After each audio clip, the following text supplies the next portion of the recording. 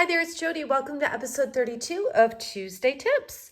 Today I want to talk to you about the Happiness Abounds bundle. So we've got a stamp set. I'm actually going to pull my catalog in to show you.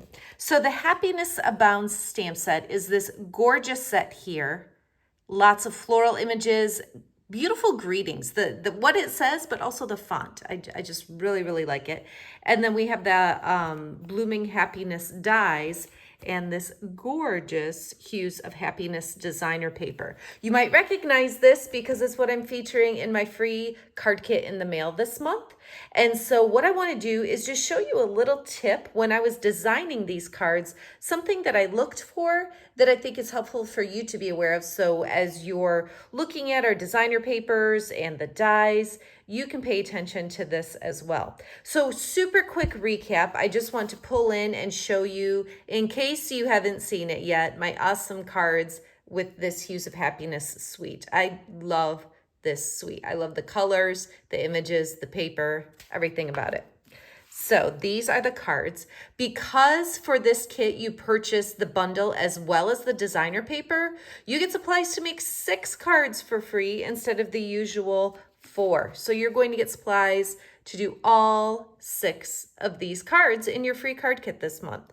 So you'll notice just real quickly on the background here, that's this die. It's very unique. It's not something that you see with most of our die sets, but it just goes on here. You crank your white cardstock through, and then you get this really fun background to add a little bit of interest to your cards. So that's this die here. But what I wanted to focus on today is how I did this card. None of these images are stamped. They're all from the designer paper. This paper is gorgeous, like I've said. So this background piece here is designer paper.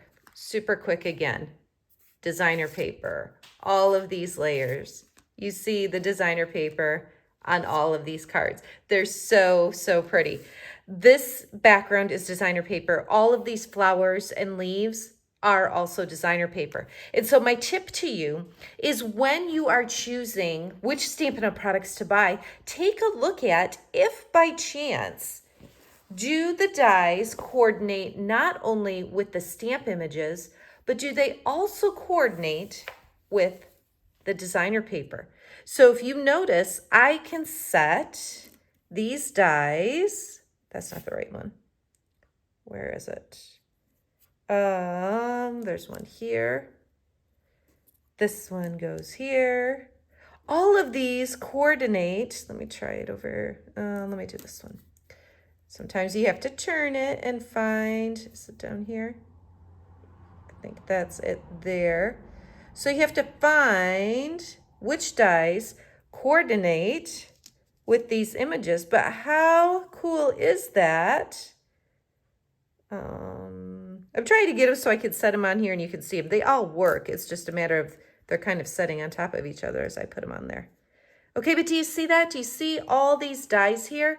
That's all I did was cut out, obviously, the other sheet that looks like this with the Mambo, Flirty Flamingo, and Mango.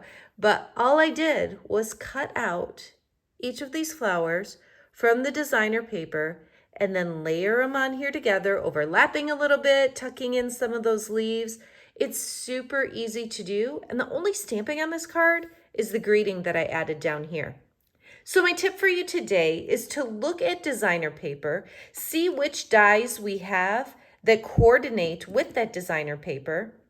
And also feel free to use dies that are more like generic labels and things like that. Use those on your designer paper and you can get a background or a label or something that's just got a little bit more interest than plain cardstock when you use your designer paper with your dies.